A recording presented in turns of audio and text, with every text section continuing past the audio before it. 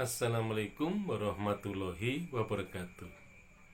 Pengertian candi sebagai makam diperoleh dari Kamus Besar Bahasa Jawa yang ditulis bersama oleh Gerike dan Rorda.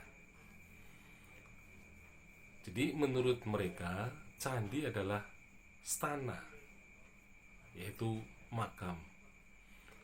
Nah, apa yang diketahui oleh mereka berdua ini sebenarnya berdasarkan karya dari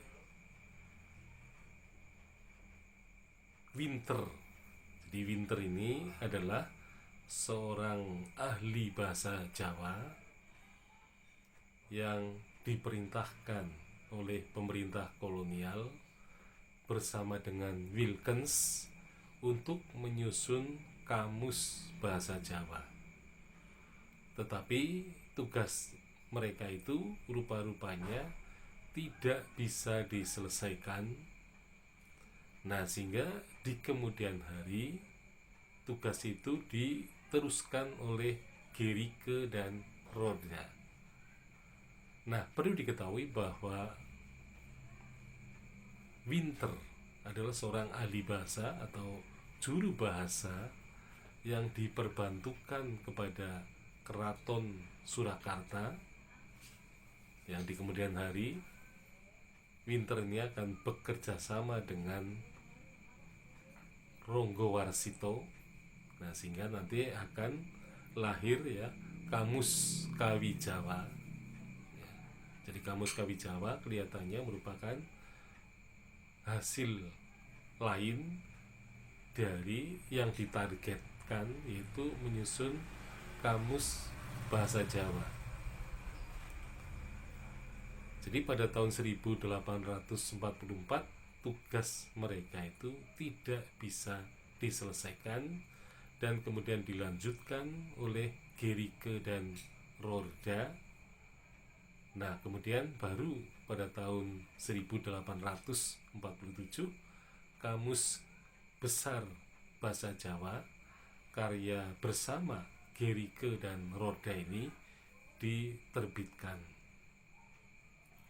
Jadi tampaknya penyebutan candi sebagai stana atau the stanen ya, ini menunjukkan memang candi ini merupakan bangunan pemakaman yang tampaknya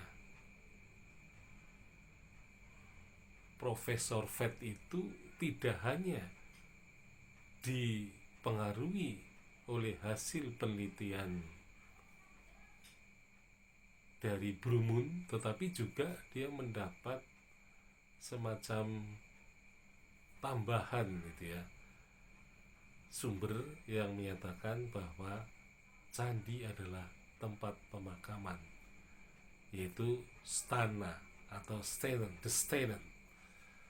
Jadi stana dalam masyarakat Jawa itu seringkali menjadi astana. Jadi kita sering mendengar misalnya astana ya, kalau di Banyumas ada astana Redi Bendungan. Kalau di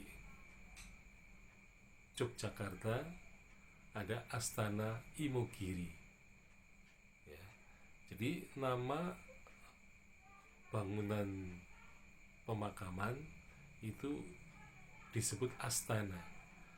Nah, kemudian juga di Purwokerto sebelah barat ada Pasir Astana. Jadi maksudnya makam pasir ya, yang di situ terdapat tokoh-tokoh agama Islam pada zaman dulu yang tampaknya mempunyai pengaruh dan jasa terhadap Islamisasi yang terjadi di Pasir Luhur pada zaman dahulu. Jadi ini kaitannya dengan makam. Jadi kata stana tentu saja berbeda dengan istana ya.